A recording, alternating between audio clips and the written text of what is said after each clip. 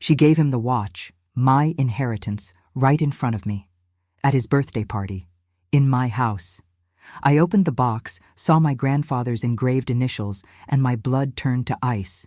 But then Daniel had the nerve to say, "Your parents just want me to hold on to it, while they update the will." And that's when I knew. They weren't planning to share my legacy. They were replacing me. I didn't scream. I didn't cry. I just said, "Get it out of the house." What they didn't know? That wasn't a breakdown. That was a warning.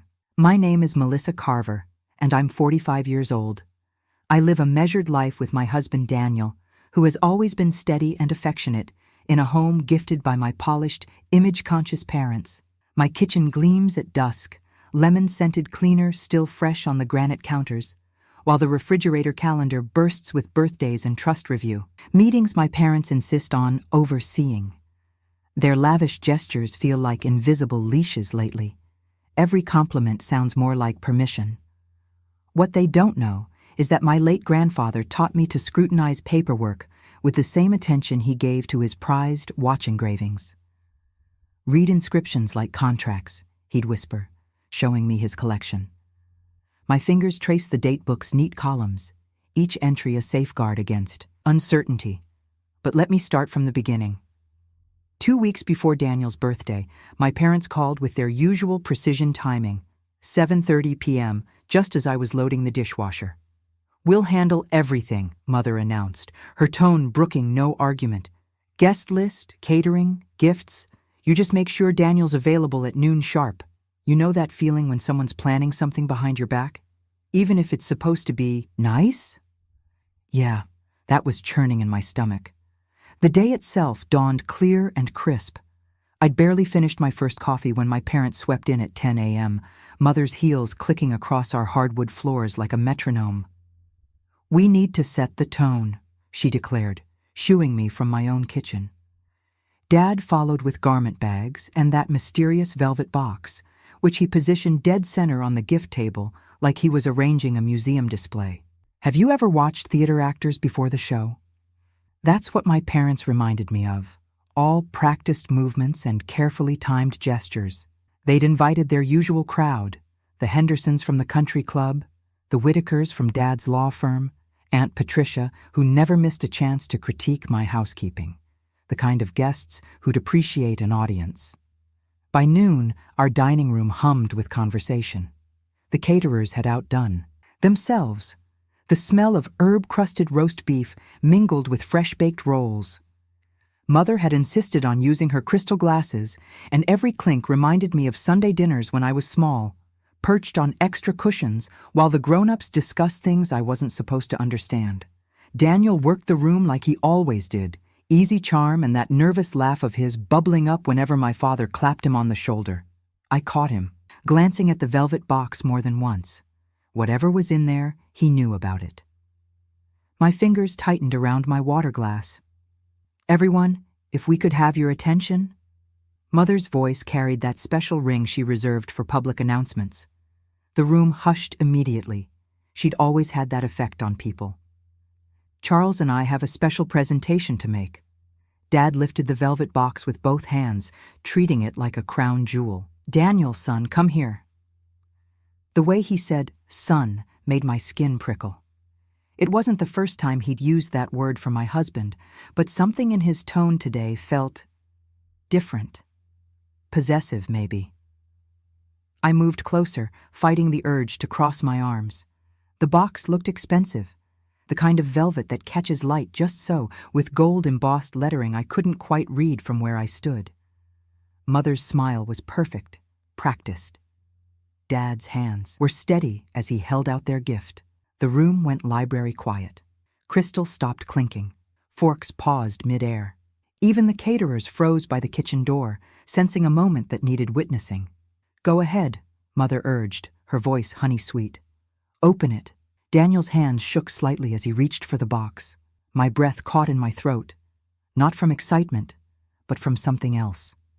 Something that made the air feel suddenly thick and cold. The lid creaked open. Metal gleamed under our recessed kitchen lights, and there, Catching a stray sunbeam through the window was an engraving that made my whole world stop spinning. I knew those marks. I'd traced them with small fingers years ago, sitting on my grandfather's knee while he taught me about legacy and trust and the weight of family promises.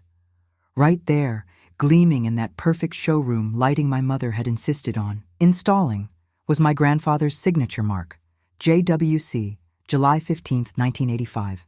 The same initials and date I'd seen him engrave on every significant piece he'd earmarked for the family trust. You see, in our family, those marks weren't just decorative. They were practically legal documents. Grandfather had been meticulous about marking what belonged in the protected inheritance chain. I must have made some sort of sound because Daniel's head snapped up.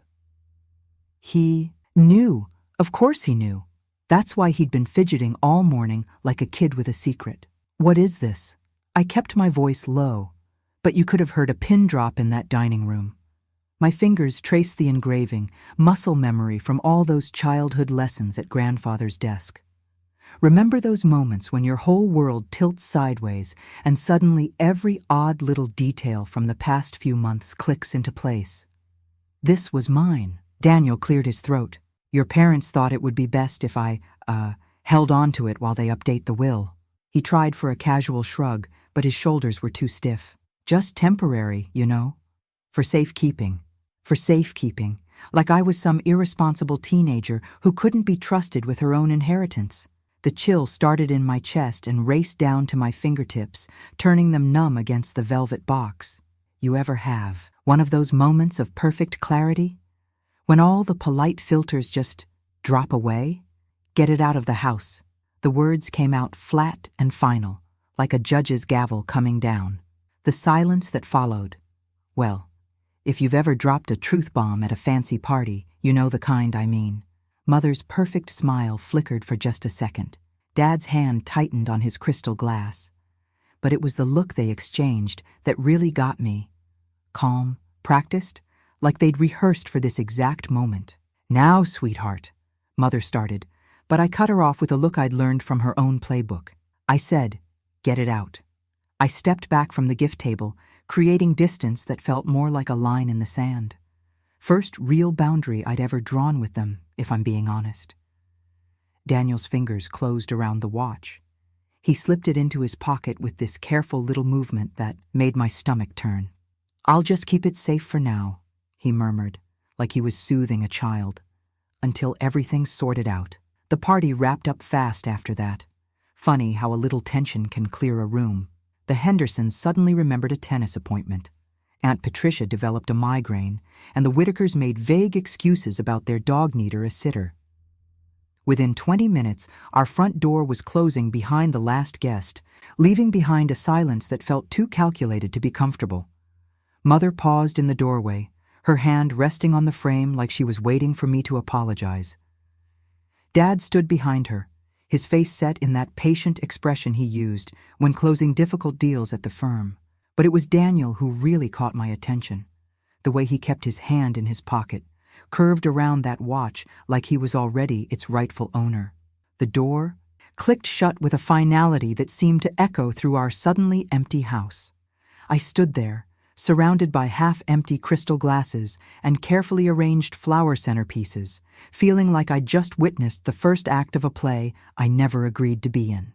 Scene 1. The next afternoon, I pulled up to my parents' house with a leather portfolio tucked under my arm, the one grandfather had given me for my law school graduation, though I'd ended up in accounting instead. You know that feeling when you're armed with facts, but your stomach's still doing backflips? That was me, walking up that familiar flagstone path. Mother answered on the first ring of the doorbell, perfectly coiffed as always. Melissa, darling, we weren't expecting you. Her smile was pure society page practice. Behind her, the house smelled of Earl Grey and lemon furniture polish, her go-to combination for tense conversations. I thought we should talk. I kept my voice steady, professional. About yesterday. Dad materialized from his study, reading glasses perched on his nose like armor. Of course, sweetheart. Let's use the dining room, more comfortable than my office. Remember those Sunday dinners when you're a kid, sitting ramrod straight because company's watching? That dining room always felt like that, even when it was just family. I spread my documents on the polished mahogany while Mother poured tea into her grandmother's Wedgwood cups. The china clinked with deliberate delicacy. "I've brought the trust documents," I said, sliding out the paperwork. "The ones Grandfather had drawn up. The watch he gave you, Dad, the one you gave Daniel. It's listed here as part of my inheritance." Mother's teacup paused halfway to her lips. "Oh, darling, you're not still upset about that little thing?" "Little thing?" My fingers pressed flat against the papers. "That watch is tied to specific clauses in the trust. Grandfather was explicit about the succession." Dad leaned back, adjusting those reading glasses. "You're seeing conspiracies where there aren't any, Princess. We're simply updating some outdated provisions." "What provisions?" I tapped the document. "Because according to this, any changes require my signature." Melissa. Mother's voice carried that warning tone she'd used when I was 13 and asking uncomfortable questions about her garden club finances. "You're being paranoid. We'll explain everything once it's all properly arranged." "When?" I pressed. "Because Daniel mentioned something about the will being updated." They exchanged one of those looks, the kind parents think kids can't decode. "Later," Dad said firmly, "when the time is right. Now how about some of those lemon cookies your mother made?" And just like that, I was dismissed, redirected like a child asking about her Christmas presents. Every question met the same wall of gentle deflection and promises of later. The drizzle started as I drove home, that fine mist that makes everything feel slightly unreal. Our driveway was empty, no sign of Daniel's Tesla. Probably still at work, I thought, though it was past 6. I was hanging up my coat when I heard it, voices drifting from the study. We'd installed those smart speakers last year, and sometimes they picked up sound from one room to another. Daniel's voice, low and serious. "The 90-day timeline works for me, Richard. But we need to lock down the transfer protocols." Richard, my father's lawyer, the one who'd handled every major family contract since before I was born. "The trust amendments are ready," Richard's voice crackled through the speaker. "Once the principals sign, we can begin the asset transition.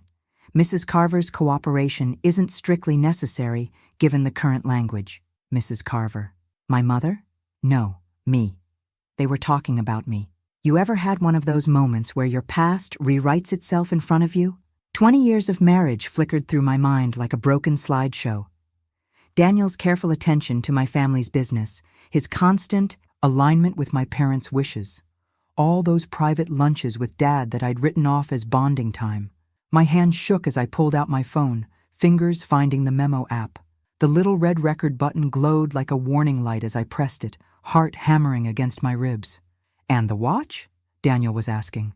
"That won't be an issue? Just keep it secure," Richard advised. "It's a key piece in establishing the transfer of interests." I couldn't face our bed that night. You know that feeling when a familiar space suddenly feels like enemy territory? That's what our bedroom had become. Every time I glanced at Daniel's pillow, I imagined him plotting with my father, both of them hunched over papers in some wood-paneled office, deciding my future without me. The living room couch became my command center. I spread our financial documents across the coffee table, joint accounts, property deeds, investment portfolios. Each paper represented another thread they could pull to unravel my life.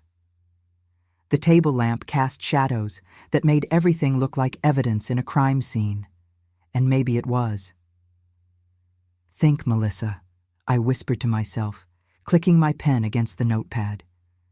The house creaked around me, familiar sounds suddenly sinister. From upstairs came Daniel's steady snoring. How could he sleep so peacefully while dismantling our marriage? The night stretched endless, each hour marked by the grandfather clock in the hall, the one my parents had given us for our 10th anniversary. Even that felt suspicious now. Had every gift been part of some elaborate chess game? Around 3 a.m, I hit my low point. You ever feel your whole life tilting sideways? Like everything solid is turning to sand? I curled up in the corner of the couch, hugging my knees, like I used to do when I was little and scared of thunderstorms. But this storm was different. No lightning, no thunder, just the quiet destruction of everything I'd believed in. Then I remembered Aunt Marianne. My mother's sister had been the family black sheep since before I was born. They'd had some falling out over inheritance stuff when their parents died. Mother never gave me details, just that superior little sniff she does when someone's disappointed her. But I remembered Marianne at my wedding, her eyes sharp as she watched my parents fuss over Daniel. "Keep your eyes open, kiddo," she'd said. "Love's beautiful, but contracts are forever." Dawn was breaking when I finally made the call. My fingers shook as I dialed her number, praying it hadn't changed in all these years. Well, well, her voice was whiskey rough with sleep. "If it isn't my favorite niece calling at the crack of dawn. Who died? My marriage, maybe?" My laugh sounded hollow. "And possibly my inheritance. I need help, Aunt Marianne." There was a long pause. "Meet me at Café Luna at noon. Bring everything you've got." Café Luna was exactly the kind of place my mother would hate. Mismatched furniture, chipped mugs, local art that looked like a kindergarten explosion. Marianne fit right in, her silver hair wild, wearing a paint-splattered denim jacket that had probably seen the 70s. "You look like hell, sweetheart," she said, as I slid into the booth. Her eyes were kind but calculating, the look of someone who'd been through war and lived to tell about it. I pulled out my legal pad and the fountain pen grandfather had given me for my law school graduation. "I've got questions." "I bet you do." She waved over the waitress. "2 coffees, black as my ex-husband's heart." For the next hour, I laid it all out: the watch, the secret meetings, the trust amendments. Marianne took notes in an old leather journal, her handwriting as sharp as her expression. "Classic Thomas and Eleanor," she muttered, naming my parents. "They pulled something similar with me, only I didn't have anyone to warn me. Your mother always did like her puppet strings gold-plated." "Can you help?" I hated how small my voice sounded. Marianne reached into her bag and pulled out a business card, sliding it across the table. "Jenna Martinez, trust paralegal. She knows more about family trust laws than most attorneys, and she owes me a favor. Be at my place tomorrow morning, 7 sharp. We're going to flip their game board." I stared at the card, then at my aunt's fierce smile. My phone chirped as she added the appointment, 7 p.m., like a starting gun for the race of my life. "One more thing," Marianne said, tapping my legal pad. "Start recording everything. Every call, every meeting. When people think they've won, they get sloppy, and sloppy people talk too much." 7 a.m. sharp, and the downtown library hadn't even turned on all its lights yet. The security guard nodded at Marianne like they were old friends. Maybe they were, and led us to a small conference room tucked away in the reference section. "You know that library smell? Old paper and quiet? It usually calms me down, but not that morning." "Okay, kiddo," Marianne said, pulling out a chair. "Show me what you've got." I'd been up since 4, printing everything I could think of. The stack of papers made a soft whump as it hit the table. Insurance policies, probate notes, every birthday card my parents had sent in the last 5 years. You'd be amazed what people reveal in greeting cards when they think no one's keeping track. "Grandfather always said to read inscriptions like contracts," I muttered, spreading out the timeline I'd made. "I just never thought I'd be reading them looking for betrayal?" Marianne's voice was gentle but firm. "That's exactly why Thomas and Eleanor counted on you not looking too closely. They raised you to trust them." My hands shook as I pulled out the calendar printouts. "They've been scheduling these trust review meetings every month since last year. Always when I'm at work, always with Daniel included." Of course they did. Marianne started sorting papers into piles, her rings clicking against the table. "Your parents never did anything without rehearsing it first. Remember those Christmas pageants they used to stage? I did. Mother drilling me on my lines until my throat was raw. Father adjusting the lighting until every angle was perfect. Even then, everything had to be just so. Nuggy. Fluorescent lights hummed overhead as Marianne pulled out a thick folder of her own. Legal documents, highlighted and tagged with color-coded sticky notes. My stomach clenched. She'd been preparing for this. Here's what they don't want you to see. She laid out 3 pages side by side. The original trust language, the current version, and she tapped the 3rd page. What they're planning to file in exactly 90 days. You ever hear a clock start ticking in your head? Not like a regular clock, but like one of those bomb timers in movies? 90 days. The words swam on the page as I tried to focus. See here? Marianne's finger traced a line of legal text. Descendant beneficiary becomes spousal designee. They're not just adding Daniel to the trust. They're replacing you entirely. My grandfather's voice echoed in my head. Read inscriptions like contracts. Look at what's being erased, not just what's being written. The watch inscription, I whispered. It wasn't just about giving Daniel the watch, was it? They were showing him his name would replace grandfather's initial, replace mine. Smart girl. Marianne pulled out a red pen and flipped to a blank calendar page. She circled today's date, then counted forward, each X she made like a little knife in my chest. Finally, she drew a thick box around a date in early August. Deadline, she said simply. Once they file these amendments, the trust locks for 20 years, no contests, no appeals. She underlined the date 3 times, the scratch of her pen loud in the quiet room. Every day you wait is their win. What are you willing to show?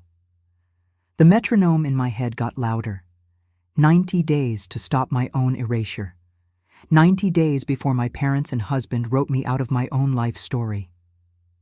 Grandfather's voice. Again. Read inscriptions, like contracts. I stared at the papers spread across the table, each one a piece of evidence I'd collected without even knowing why. Every careful note, every saved document, every instinct I'd followed. They were all contracts of a sort, weren't they? Contracts with myself. Marianne watched me, her eyes sharp and knowing. She tapped her red pen against the circled deadline. Every day you wait is their win, she repeated. What are you willing to show? I left that library meeting with my hands full of paperwork and my head full of ticking clocks. You know that feeling when you realize you've been playing checkers while everyone else was playing chess? Yeah, that hit hard. First things first, I muttered to myself, sliding behind my steering wheel. The leather felt cold through my slacks. I'd been sitting in that conference room longer than I'd thought. Documentation, then confrontation. I spent the next hour on my phone, parked in that library lot, making calls that should have been simple. Should have been. The family's drafting attorney's office put me on hold 3 times before promising to look into my request for trust document copies. Their tone shifted the moment I mentioned my name, like someone had flipped a switch. Of course, Mrs. Carver, the receptionist said, honey dripping from every word. We'll need to verify some things first. Perhaps next week? Next week. Right. Because time wasn't already racing past me like a runaway train. I drove straight to my bank, the one where I kept my personal accounts, the ones Daniel couldn't touch. The branch manager's office smelled like leather and lemon polish, just like it had when grandfather used to bring me here as a kid. He'd let me practice my signature while he handled his business. Always keep your own paper trail, he'd say, even if you never need it. The power of attorney check was clean, thank God. At least Daniel hadn't managed to get his hands on that yet. But my relief was short-lived when I saw my recent statements. Several large transfers had been attempted, and declined, from my personal savings. The attempts came from our joint account login. I called my parents next, sitting in the bank parking lot, with my forehead pressed against the steering wheel. Mother answered on the first ring, like she'd been waiting. Darling, you're being ridiculous, she said before I could finish my first question. All this fuss over standard estate planning? Really, it's beneath you. Mother, I just want to understand. You're tired, dear, working too hard. Why don't you let Daniel handle these tedious details? He's so good with paperwork. My fingers tightened on the phone. Like he's handling the watch. Oh, sweetheart. Her sigh could have won an Oscar. This paranoia isn't like you. Have you been sleeping properly? I tried Daniel next, back at my desk at work where I could pretend this was just another business call. His voicemail picked up twice before he finally answered. Mel, come on, he said, using that patient tone that always made me feel 2 inches tall. Your parents are trying to secure our future. Our future. Why are you fighting this? Our future shouldn't require erasing me from my own inheritance. See? This is exactly what I mean. He sounded disappointed now. Professor to failing student. It's all about the money with you lately. What happened to trust? To family? Family. The word felt like ash in my mouth. I'd managed to schedule a meeting with the law office clerk for Thursday, a small victory that lasted exactly 3 hours. The clerk's call came just as I was packing up to leave work. Mrs. Carver, I'm so sorry, but we'll need to reschedule your document review. Indefinitely, I'm afraid. Calendar conflicts, you understand? I understood, all right. I understood that every door was closing, one by one. My phone buzzed just as I reached my car. A text from Marianne, a screenshot of a brokerage notification. My heart stopped when I saw the date. Last week. Daniel's name. Asset transfers initiated for household liquidity needs. He wasn't just waiting for the trust transfer. He was already moving money. I sat there, staring at that screenshot until my phone screen went dark. The parking lot had emptied around me. Everyone else gone home to their normal lives, their untouched futures. The security lights buzzed on, casting strange shadows across my dashboard. The watch inscription, the trust changes, the transfer attempts, the asset liquidation. Each piece clicked into place like the tumblers of a lock designed to shut me out of my own life. Marianne's next text was simple. Now you see it. What are you going to do about it? That night, I couldn't sleep in our bed. You ever notice how spaces change meaning when trust dies? That California king we'd picked out together, with its crisp white sheets and memory foam. Mattress might as well have been a conference table. Every time Daniel shifted in his sleep, I imagined him repositioning for better leverage. I got up around 3, phantom negotiations still ringing in my ears. The bathroom mirror showed me exactly what my mother wanted to see: exhausted, unsteady, easy to dismiss. I lifted my toothbrush and just stopped. The suitcase under the sink was right there. One quick pack job, one clean exit, and I could be gone before sunrise. Isn't it funny how surrender can feel like wisdom when you're tired enough? My phone lit up. Marianne. Put the toothbrush down, she said when I answered. I hadn't even told her I was awake. How did you... Because I know that 3 a.m. clarity that tells you running is smart. Her voice had that seen-it-all steadiness. They want you quiet.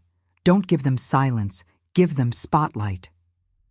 I sank down onto the closed toilet lid. What does that even mean? It means we're going to let them write their own confessions, one email at a time. She paused. You still have access to the shared drive folders, right? The ones with the family trust documents? Yeah, but they're probably cleaning those out as we speak. Perfect. Let them. Every deletion leaves a trail. But first, we need your paralegal friend to show us how to preserve everything legally. The sun was coming up by the time we finished outlining our plan. I hadn't felt this clear-headed since the watch appeared. Step 1 started that morning. I sent Daniel the most normal email I could manage, asking him to confirm some routine bill payments, added a calendar invite for our standing date night, kept my voice honey-sweet over breakfast. Just trying to stay organized, I told him when he looked suspicious. You know how I am with documentation. His relief was almost insulting. They'd prepared for confrontation, not compliance. I spent my lunch break with Marianne's paralegal contact, learning about metadata and digital footprints. Turned out every file access, every email, every calendar acceptance left timestamp breadcrumbs. We started gathering them all. Think of it like setting up a photo album, Marianne coached me over coffee that afternoon. Every picture tells a story. We just need enough of them in the right order. I nodded, remembering how my grandfather used to organize his receipts by date and vendor. "Create the timeline before you need it," he'd say. The memory steadied my hands as I typed up more bait emails. The responses started flowing in. Daniel confirmed meeting times, replied to shared expenses. Each one carried his digital signature, server timestamps, IP addresses.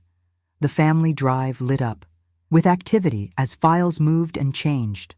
Every click got logged, but the real prize came 3 days later. A misfired email thread. Someone had hit reply all instead of forward. There it was, a scheduled transfer memo. Daniel's account number right next to a trust-linked shell company I'd never seen before. And copied on the whole thing? My parents' financial advisor. "Got you," I whispered to my screen. A woman at the next desk glanced over, and I realized I was in the office break room. Had to get better at controlling my revenge muttering. I forwarded the memo to my secure email, then texted Marianne, "Check your inbox, early Christmas present." Her response came back immediately. Now that's a spotlight. The rest of the afternoon passed in a blur of folder exports and email archives. Every document felt like another sandbag in the wall I was building. They thought they had me, trapped in their maze of paperwork and permissions. They forgot who taught me to read the fine print. That evening, I walked into our bedroom with my laptop and a fresh legal pad. Daniel looked up from his phone. "Working in bed?" he asked. "That's not like you." I smiled, thinking of the transfer memo safely backed up in 3 different places. "Just feeling productive. You don't mind, do you, honey?" He went back to his phone, completely missing the steel under my sugar. The bed might be a negotiation table now, but I was done playing defense. You know those movie scenes where someone's putting together evidence boards with red string and pushpins? Turns out real-life paper trails are messier. And digital ones? They're like trying to organize confetti in a wind tunnel. But I had something they didn't expect. My grandfather's filing system burned into my brain. Every summer he'd let me help sort his business records, teaching me his method. Date, source, purpose, he'd say, tapping each folder tab. Make it so clear a blind man could follow the money. The next 2 days became a blur of printouts and highlighting. I'd gotten maybe 4 hours of sleep, but who needs rest when you're tracking betrayal? Marianne came by with coffee and her paralegal's sticky notes system. "Color coding?" I asked, eyeing the rainbow stack. "Trust me," she said. "Yellow for Daniel's transfers, pink for your parents' responses, green for the advisor's confirmations. When we lay it out, the pattern jumps right off the page." She was right. By lunch, we had a timeline that would make a forensic accountant weep with joy. Every household liquidity move Daniel made had a matching response from my parents' team. The shell company appeared in exactly the right spots to catch the falling money. "Look at these timestamps," Marianne pointed. "They were planning the air swap before they even gave him that watch." I checked my calendar app. Day 72 of our 90-day countdown. Just over 2 weeks left before the trust would lock forever. "The lawyer needs to see this at the signing," I said. "Not before, or they'll find a way to explain it away." Marianne nodded. "I'll handle the timing. You focus on looking exactly as surprised as they think you should be." That afternoon, I prepped my signing day outfit like I was dressing for battle. A cream blouse that said family gathering, not gotcha moment. Pearl earrings my mother had given me, a nice ironic touch. Hair smooth, makeup subtle. Nothing that screamed, "I'm about to burn your plan to the ground." I practiced my expressions in the mirror while sorting the final exhibits. Calm, curious, maybe a touch confused when the bomb drops. The woman staring back at me looked exactly like someone who still trusted her family. Perfect. "You're awful quiet," Daniel said at dinner that night. "Nervous about tomorrow?" I stirred my untouched pasta. "Just want everything to go smoothly." He reached across the table, patted my hand. "Don't worry, your parents know what they're doing with the trust update." I bet they do, I thought, but smiled instead. I'm sure you're right. Later, I triple-checked the evidence packet. Transfer confirmations, each one showing Daniel moving chunks of our shared assets. Email threads with my parents' advisor discussing post-trust liquidity strategies. Calendar invites proving they'd planned meetings without me. And the golden ticket, that misfired memo linking all three parties to the shell company. My phone buzzed, Marianne confirming tomorrow's timing. She'd walk in first, carrying the packet like any other document set. The lawyer would see it exactly when we needed him to, not a minute sooner. I set my alarm for extra early. Didn't matter. I was up before dawn, watching the sun paint our bedroom ceiling. Beside me, Daniel slept like someone who thought he was about to win something. The trust lawyer's office had that heavy wood and leather smell that's supposed to smell like old money. I stood in the doorway, taking in the scene. The conference table gleamed. My parents sat together, Mom's pearls matching mine, her idea of unity. Dad straightened papers that didn't need straightening. Daniel stood by the window, smoothing his tie for the third time. The lawyer checked his watch. Shall we begin?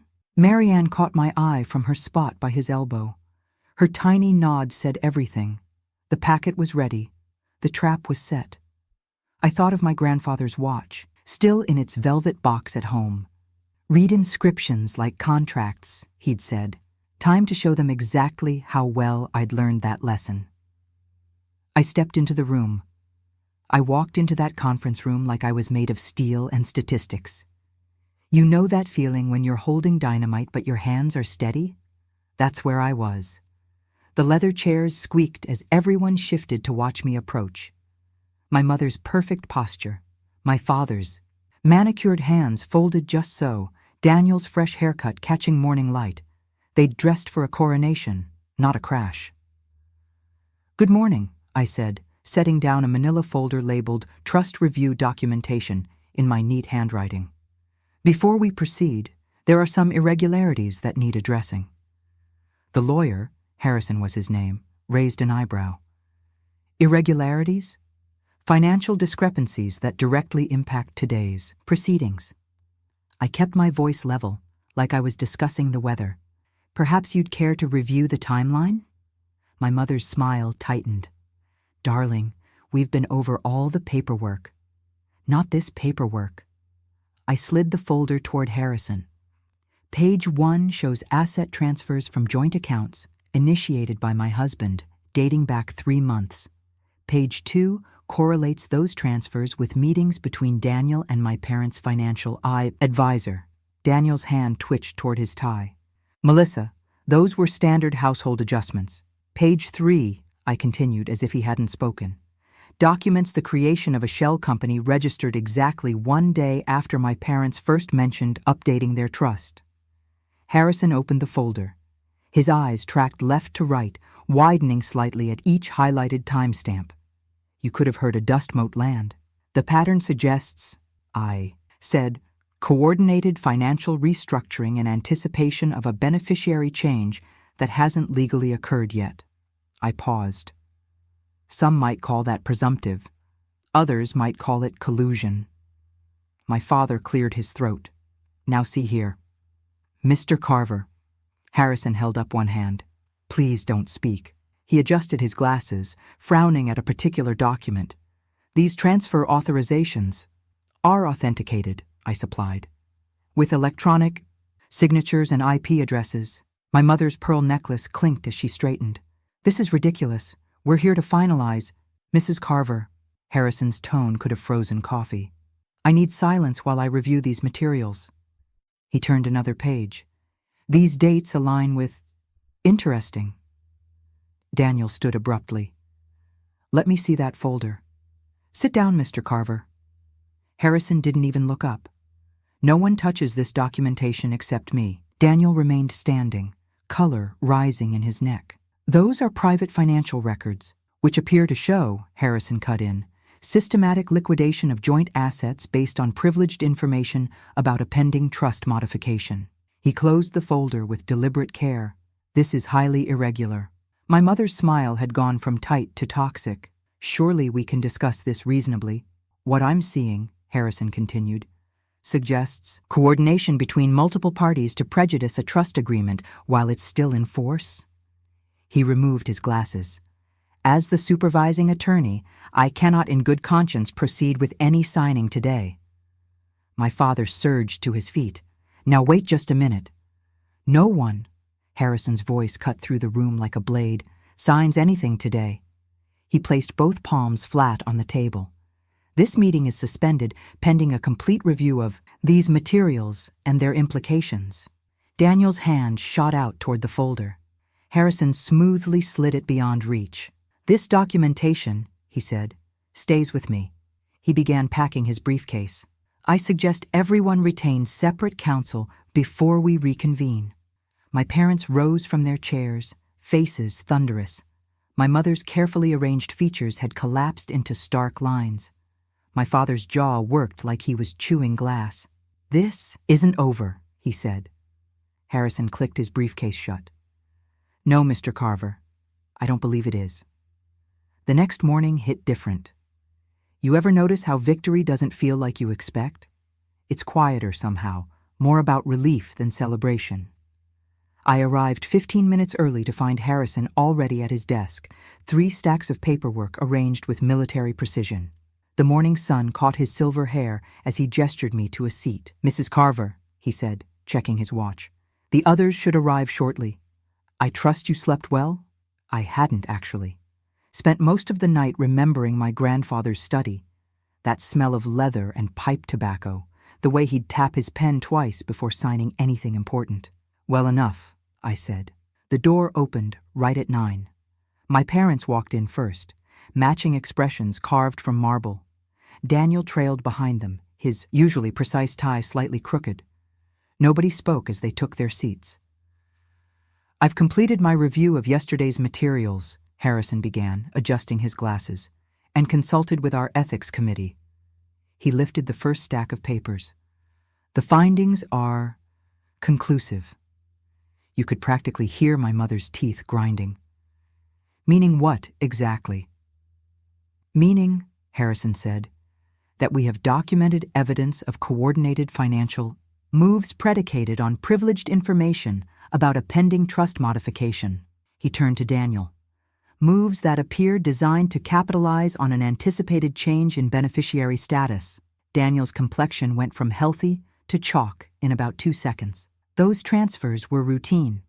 They were systematic, Harrison cut in, and they correlate precisely with private meetings about this trust. He opened a folder. Would you like me to read the dates aloud? My father cleared his throat. Now see here, Harrison. We've been clients of this firm for 30 years. Which makes this situation even more disappointing. Harrison's tone could have stripped paint. The trust language is explicit. Any attempt to manipulate assets based on anticipated modifications automatically triggers a review. He lifted another document. And compromised beneficiaries cannot be designated while under ethics review. My mother's perfectly manicured hand clenched her armrest. Surely there's room for discussion. There isn't. Harrison's pen tapped twice, just like my grandfather's used to. The default provision activates. All terms revert to the existing designation. The silence felt like crystal about to shatter. Meaning, Daniel's voice cracked slightly, meaning Mrs. Carver remains the sole beneficiary. Harrison was already writing. I'm logging an ethics advisory now, with compliance notifications to follow. My father stood up so fast his chair skidded. This is outrageous. Do you know what this could do to our reputation? Your reputation? Harrison's eyebrow lifted. I'd be more concerned about what's already happening to it. As if on cue, my phone buzzed. Then my mother's, then Daniel's, like dominoes falling. I checked the screen. A message from Claire, who sat on 3 charity boards with my mother. She'd forwarded a screenshot from the Highland Club's private message board. My stomach tightened as I read. Disturbing rumors about the Carvers. Attempting to disinherit their only child. Manipulating trust funds. Lawyer had to freeze everything. My mother's sharp intake of breath told me she was seeing it too. Her social circle was already whispering, and if there's one thing I learned growing up, with her, it's that whispers in that world spread faster than wildfire. Harrison was still talking, something about filing deadlines and compliance protocols, but I barely heard him. I was watching my mother's face as she scrolled through her phone, watching the perfect mask crack as message after message appeared. "This is a mistake," my father said, but his voice had lost its steel. "We can fix this." "The only mistake," Harrison replied, "was assuming no one would notice." He closed his folder with a snap. "The trust reverts to Mrs. Carver, effective immediately. I'll have the paperwork ready this afternoon." Daniel hadn't moved, still staring at his phone. Another buzz, another whisper spreading through the carefully maintained garden of my parents' social world. My mother's hands shook slightly as she dropped her phone into her purse. The sound of reputation shattering isn't loud. It's just a lot of very quiet people suddenly starting to talk. The weekend after the trust meeting felt like watching dominoes fall in slow motion. You know that feeling when you're watching a car crash but can't look away? It was exactly like that. Saturday morning, my mother's phone started ringing at 8 a.m. sharp. I know because she called me in a panic after the third cancellation. The Highland Club's annual charity gala, her pride and joy, for 15 years, suddenly needed to explore new leadership. The Hospital Foundation's capital campaign requested a brief pause in her co-chair duties. 3 board seats went into routine review. "This is your fault," she hissed into the phone. "Do you have any idea what you've done?" I did. That's why I let it ring after that. Daniel wasn't faring much better. Remember those routine transfers he'd set up? Turns out financial institutions get nervous when they spot preemptive moves tied to contested trusts. By Saturday afternoon, his main accounts were under compliance hold. He couldn't even buy coffee without my signature. "Just temporary," he assured our banker, voice tight with fake confidence. "A misunderstanding." But you should have seen his face when his credit card got declined at Morton's that night. The maître, who'd fawned over us for years, suddenly couldn't find our regular table. Funny how fast things change when the money stops flowing, isn't it? Sunday brought more fallout. My father's golf partners developed scheduling conflicts. The country club's membership committee requested a courtesy meeting. Even their church, where they'd sat in the same front-row pew for 2 decades, suggested they might be more comfortable at the later service. I watched it all through the steady stream of texts and emails flooding my phone. You see, in their world, reputation was currency. And now? Well, let's just say their social stock was crashing faster than Daniel's bank balance. Speaking of Daniel, he spent Sunday doing damage control. I could hear him in his study, voice rising and falling as he tried to explain to his business partners why his accounts were frozen. "Just a temporary setback," he kept saying. But his LinkedIn profile had already switched from managing partner to partner by sundown. Meanwhile, I was busy taking inventory of my quiet victories. The trust was mine, legally, finally, completely. All those documents they'd needed to handle were back under my control. And that suffocating calendar of mandatory family dinners and trust review sessions, cleared with a single satisfying tap. You know what felt strangest? The silence. No more daily calls from my mother about proper appearances. No more lectures from my father about family obligations. No more carefully orchestrated demonstrations of their control. Just peace. Well, mostly peace. Monday morning, I drove to the bank. The safety deposit box key felt heavy in my hand, heavier than usual. Inside, everything was exactly as I'd left it. Birth certificate, grandfather's letters, and that velvet watch box that had started it all. I'd just picked up the box when my phone buzzed. Daniel's name lit up the screen with a text. "Need to meet. Just us. Let me explain everything. Please." My thumb hovered over the reply button as I looked at that watch box. I thought about all the times I'd watched my grandfather check the time on it, how he'd always say timing was everything. Here was Daniel, thinking he could explain away betrayal like it was a business misunderstanding. Here were my parents, probably planning their social comeback. And here was that watch, waiting like a witness in its velvet bed. I set the box back down and closed the drawer with a click that echoed in the vault's quiet. I texted Daniel back from the bank's private consultation room. Come to First National, Suite 210. Now. The message was as cold as the fluorescent lights overhead. You ever notice how bank offices always smell like fresh paper and quiet money? This one was no different, all gleaming mahogany and discreet confidence. Perfect place to end a marriage, don't you think? Daniel showed up 20 minutes later, his usual crisp appearance slightly frayed. His tie was the same one he'd worn to the trust signing, probably hadn't been home to change it. His eyes landed on the velvet box sitting between us on the desk. Melissa, if you'll just let me... No, I kept my voice level, the way my grandfather taught me during business negotiations. The time for explanations was before you tried to steal my inheritance. He sank into the chair across from me, shoulders slumping. It wasn't stealing. Your parents approached me. They said it was the best way to protect the family assets, while cutting out actual family. My laugh could have chipped ice. Interesting protection strategy. The bank manager had left a stack of forms on the desk, transfer reversals, account separations, property title clarifications, all the paperwork needed to untangle our financial lives. Each document was flagged with yellow sticky tabs, waiting for signatures. The trust is secured in my name, I said, sliding the first form across. Your attempted transfers are documented and frozen. Sign. He picked up the pen, hand trembling slightly. The business partners are asking questions. If you just sign. You know that sound a pen makes when someone's signing their life away? It's like a whisper, mixed with surrender. Daniel's signature scratched across page after page, each one stripping away another piece of his carefully constructed future. Your mother called?